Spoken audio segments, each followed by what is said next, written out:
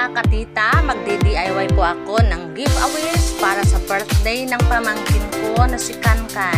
Itong plastic cups na to, ikakat ko lang sa top.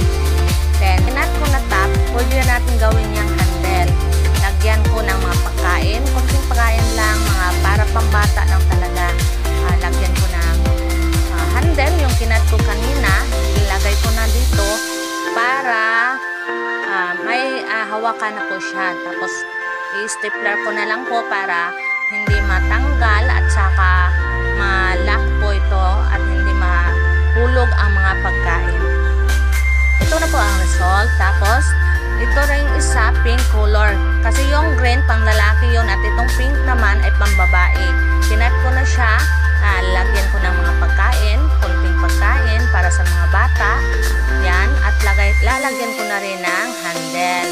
Katulad rin nung sa green, ilalak ko na siya, stapler ko na para hindi matanggal ang mga pagkain, hindi mahuhulog at malak yung handle. Ito na po ang pink na DIY ko na plastic cup. Then after naman, itong ribbonette, gagawin ko, puputulin ko po ng dalawang pulgada, isa at na pulgada. Gagawin kong ribbon. Yan, stapler po. Tapos ang ribbon na po ito ay ilalak ko muna ang dulo para hindi matanggal. Then ito na po ang nagawa ko mga ribbons. Small ribbons lang po yan.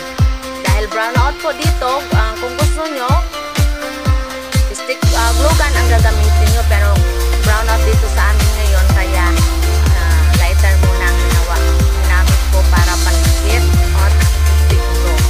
Yan, ang ribbon, i-dedicate ko na para mas maganda tingnan. Then ito na mga ribbonette na to,